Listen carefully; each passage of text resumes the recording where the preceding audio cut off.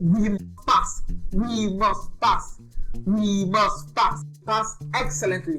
We'll be getting A, above 70, above 80, above 90 in all our courses. How should we study effectively for our exams?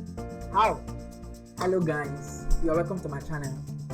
My name is Dan and I talk about education, finance, success, entrepreneurship, and anything and everything that you need to be successful in your journey in life. Welcome back. I agree with you. Our educational system is flawed. There are a lot of things that should be corrected. There are a lot of abnormalities that have become the norm in our educational system.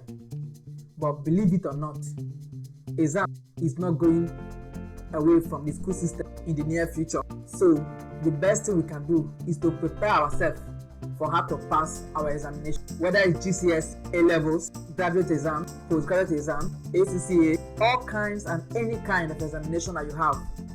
This video will explain to you the best way to approach it and be a success. I am happy to making this video for you because it gives me opportunity to tell you about my own story with education, how I moved from ground zero to the point that I am today, and I'm happy to share with you. I will end this video by giving you tips on how to master anything that's complex. So just watch this video to the end and to learn anything and pass any examination. This video is divided into 3 sessions. The first session is popular ways that we study but wrong. They are popular but ineffective. The second part of this video is the 3 ways you should prepare for your examination in order to ace it. And the final is about learning, education, and examination. So let's take on the right. A lot of people argue that education is not the true test of knowledge. But I would like to know in the comment section, what is the true test of knowledge if education is not the true test of knowledge? There are a lot of discussion on creativity and knowledge. Should we go for creativity? Should we go for knowledge? We need education and we need creativity. But in order to be creative, you must be very knowledgeable. Imagine your neurosurgeon telling you that I want to be creative with you. Wouldn't you be scared? So I agree with you that we need creativity.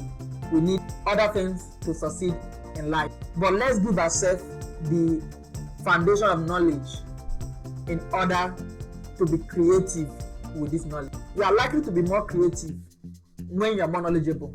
So there's nothing wrong in having knowledge and applying it. Examination is one of the ways in which this knowledge is being tested. Do you really know it? And how much do you really know? Stop seeing examination as something that is fighting you. It's not against you. It's just testing of how much do you know and how much can you remember.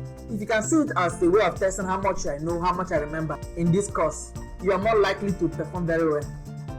You have to be calm when it comes to examination. I agree with you that a lot of pitfalls, a lot of loopholes with the test system.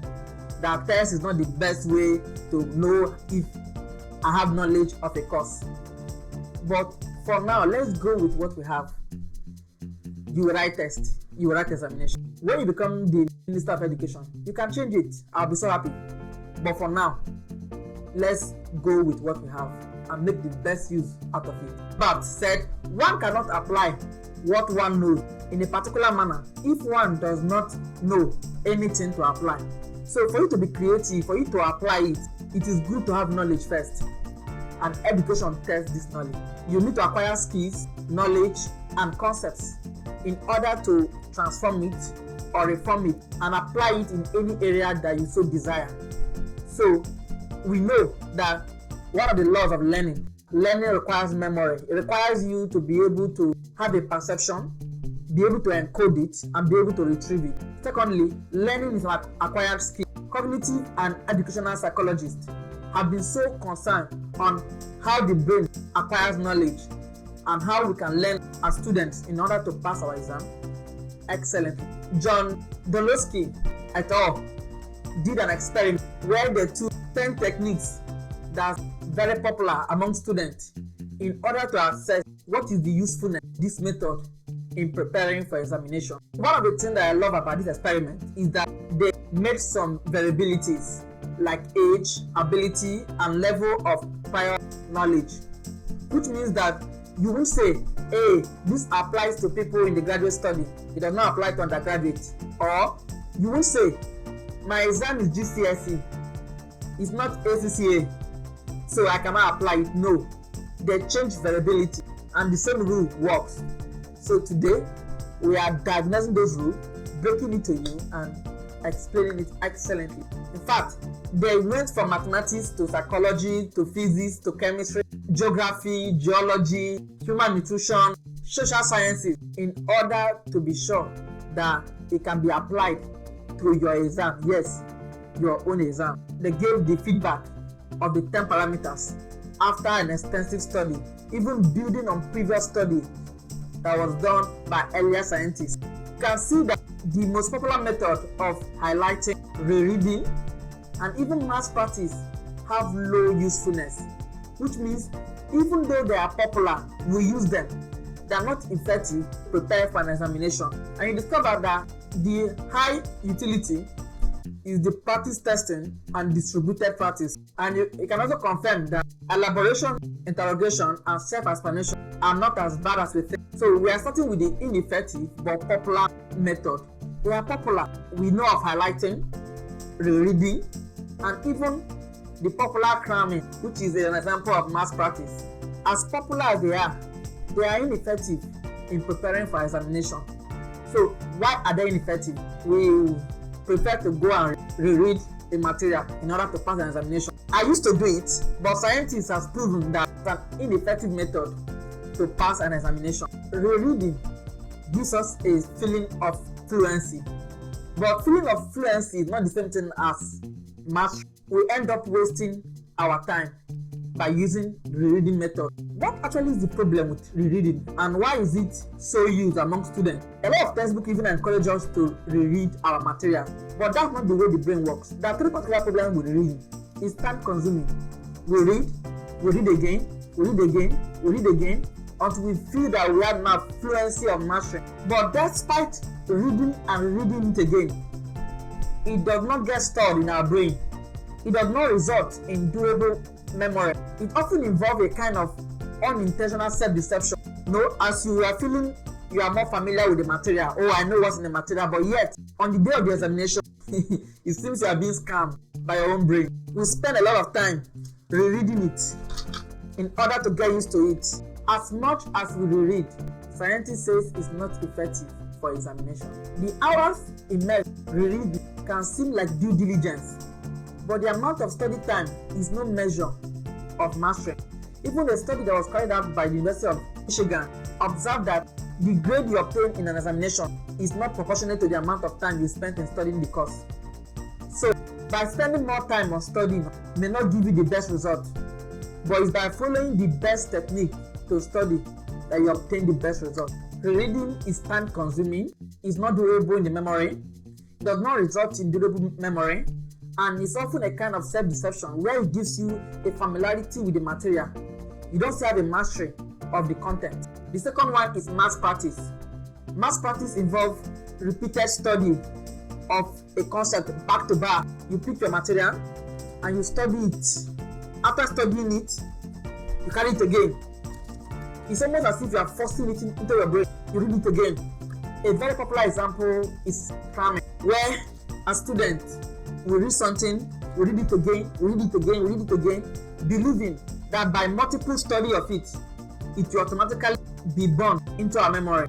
But that's not the way the brain works. Yes, I agree with you that for the short term it works, but for the long term memory, cramming does not work. If you've not prepared for your examination at all, if you've not read since the beginning of the semester, and you are just a week or 2 weeks from your examination, there's no big deal with using cramming because it will help you in the examination.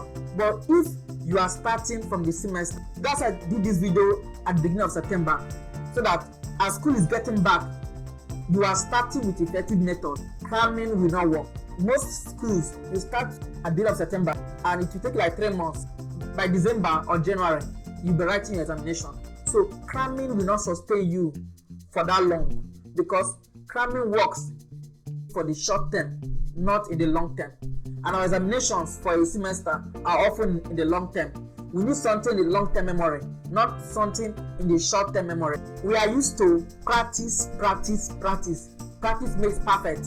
So that's why we are always tempted to forsake our study till 2 weeks to examination. Then we start burning our material into our brain. Tests have become like who can cram better or who can cram most. Another myth that we use is highlighting. A lot of us are good with highlighting our materials. We highlight whenever we are reading, we highlight it. Yes, this is the formula, this is the equation. You highlight it. When you come again, you highlight another one again. When you come again, you highlight another one again. You keep highlighting. In order, you are highlighting the key point, which is good. But highlighting is not an effective method of study. If all you do is to just highlight the key point, by highlighting does not mean to enter your brain. And for the examination you are writing, you need what's in your brain, not what you've highlighted. If you are just merely highlighting points without memorizing them, is an ineffective method of study. It's popular, but it's ineffective.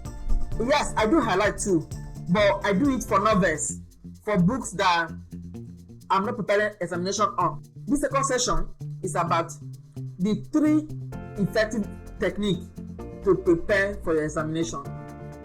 Okay, now you've convinced us that highlighting does not work. Rereading is ineffective. Mass practice is not an effective way of preparing for an examination.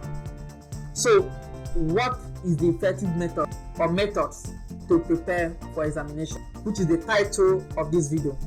How to study effectively for your examination. There are 3 best ways to prepare for examination. The first is practice testing. Second is space or distributed practice. And the third is interleaved practice. Practice testing is called different names. Some call it retrieval process, test, the testing effect, practice testing, retrieval practice, active recall, testing effect. Some simply call it text. Practice testing is used in this context in order to differentiate it from your regular test that you do when you're in school, either the mid-semester of your course. Practice testing in this case is just you testing yourself, you setting questions for yourself, self-quizzing yourself, not waiting for your lecturer or the instructor to text you. Practice testing, otherwise called retrieval practice, simply involves retrieving, recalling knowledge and skill from memory, and it should be your primary studied method instead of rereading. You must be able to retrieve what you've read, what you've studied from your memory. That is the best and most effective way to study. Recalling, retrieving, testing yourself, quizzing yourself, giving yourself practice questions before the instructor give you the text for the year or the text for the semester.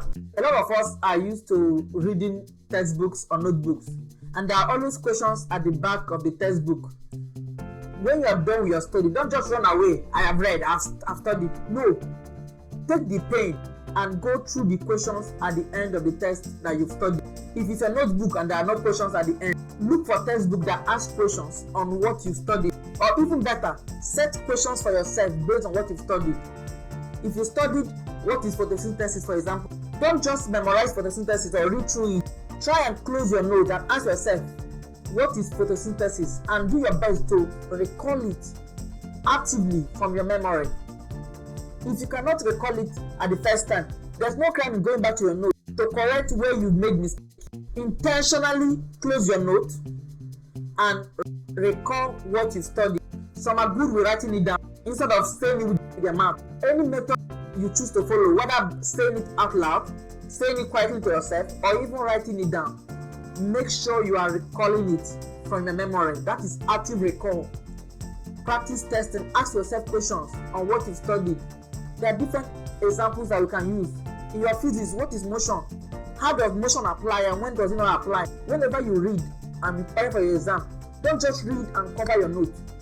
Look for questions that have been asked on what you've studied. If there are no questions, Set questions for yourself and try and answer them based on what you've studied. Try and recollect what you studied actively from your memory. Active recall is the key. I cannot say it enough, because retrieving strengthens your memory and it helps you to interrupt forgetting. There are 3 stages of learning. We have encoding, where you read a material and you memorize them. The perceptions are turned into chemical forms, forming mental forms and shapes in your brain. The second stage is consolidation, where you strengthen what you've studied, where you strengthen what is in your memory. Stage of learning is retrieval. You must be able to retrieve what you've studied, be able to recollect it from your memory. It's by recollecting it that you complete the process of learning. If you've not recalled something that you've studied, you've not studied it actively. And in preparing for your exam, this is the method you and I are going to use, because it has been scientifically proven over 125 years that is the best method to study for examination. Active recall, practice test, course examination. We are used to answering questions. So the best way to prepare yourself for the examination is to practice questions. Examinations are about answering questions.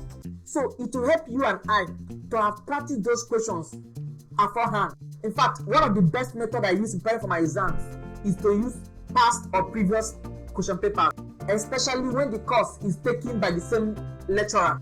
Do not miss it.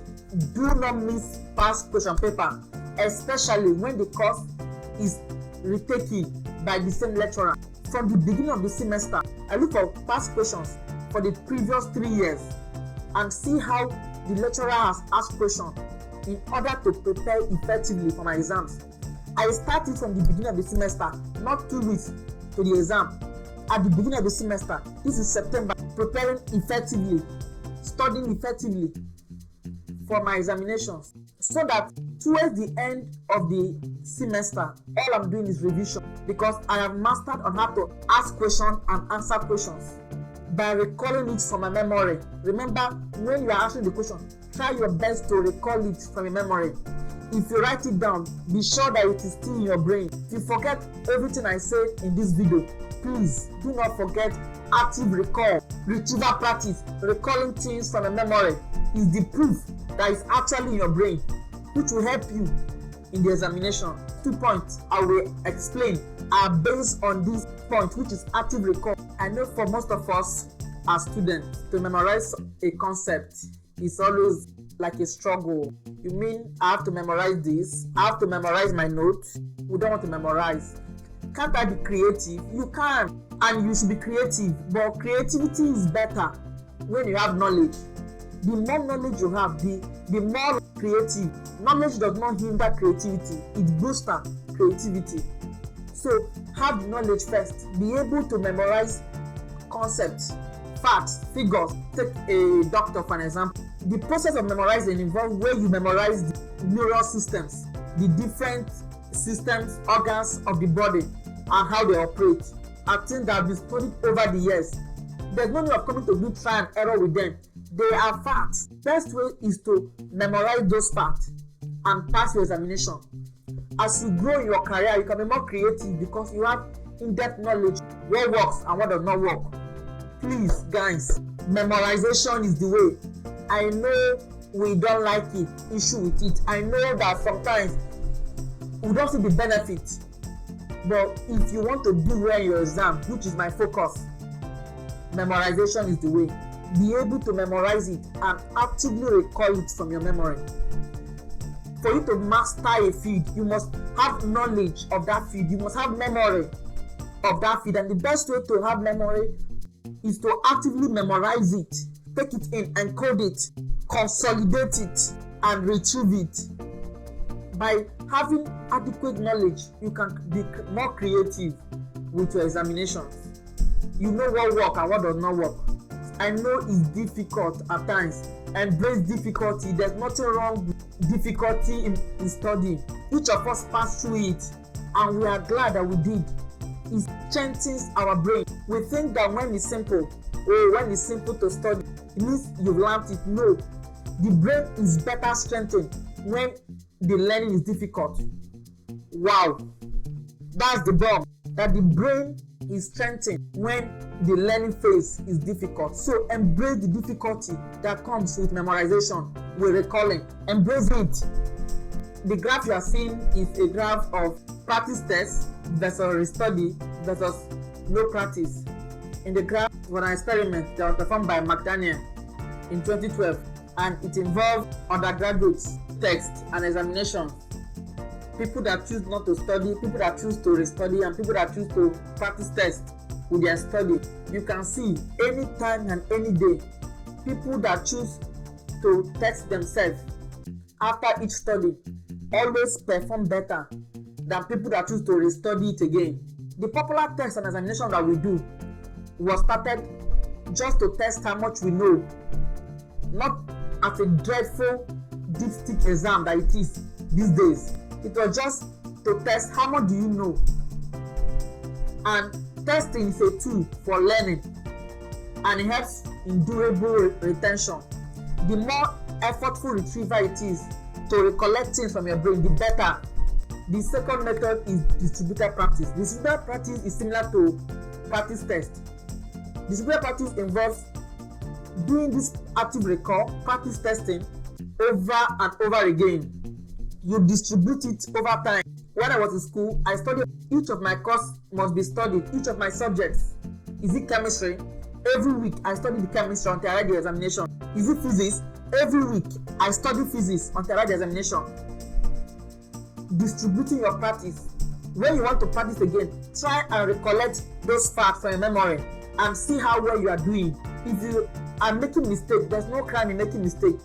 Just go back to your note, correct it, and try to recall it better next time. Distribute your practice. By distributing and spacing your practice, you are able to study your note better and recollect better, which will help you in preparing for your examination. Instead of going to just restudy, try and do the practice test again. When you space out your tasks, it looks as if you're forgetting some concepts, some parts. Yes, it's natural. It means that your brain is working. Your brain is transferring it from the short term into the long term. So what you do is strengthen it. Remember what we said, consolidation. Consolidate those concepts into your brain by practicing it again. Read it again. To read it again, you apply practice testing. You test yourself again. Don't just reread and run away. I've read it too. See me, I've read it. Hey, this is my note, see it, I've read it. No, you have to test yourself again until you master it. Next week again, as you study, test yourself again. It becomes the norm. That is the most effective method of studying.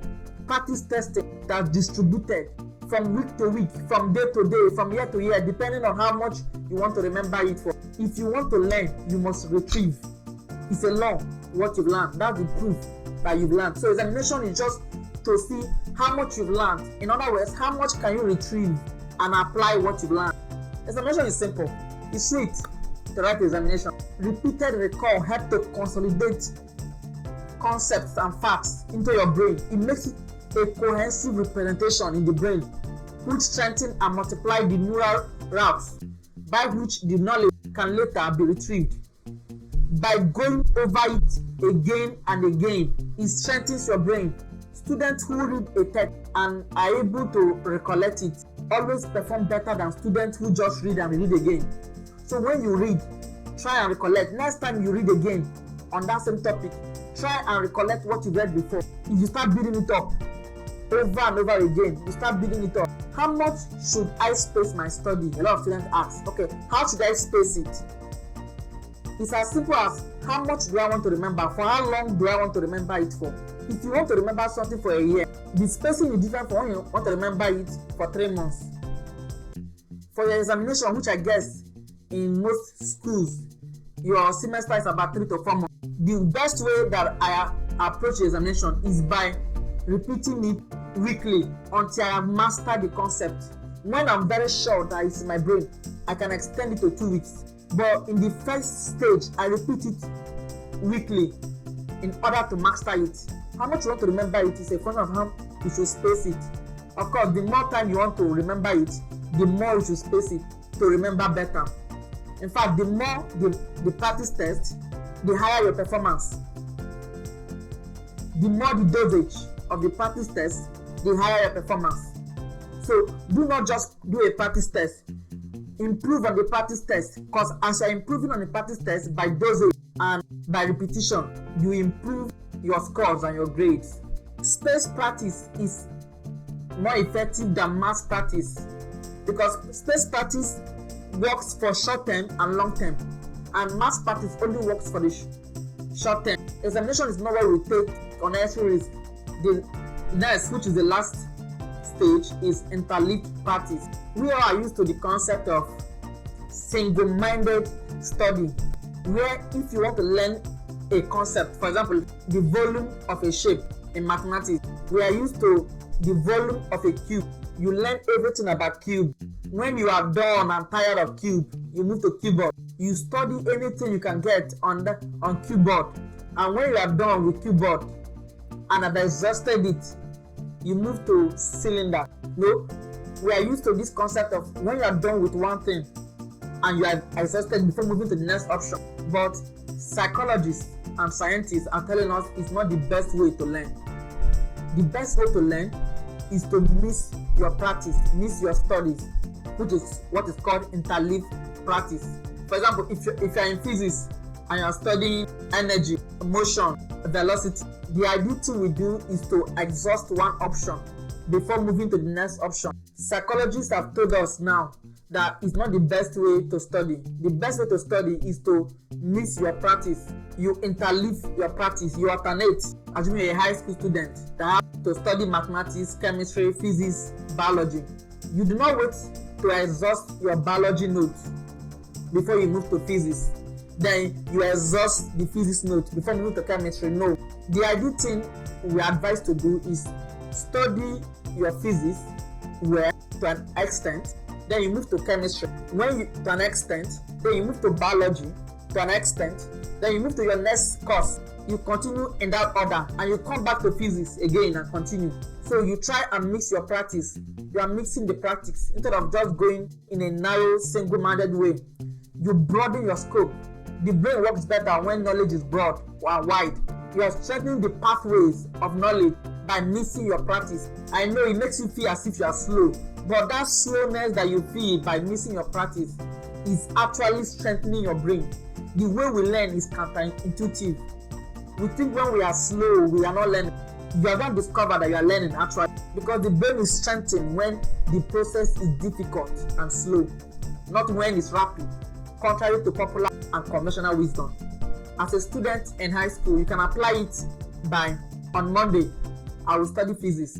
On Tuesday, instead of saying I will study physics, you will study chemistry. On Wednesday, you study geography. On Thursday, you are studying English language. On Friday, you are moving to another course.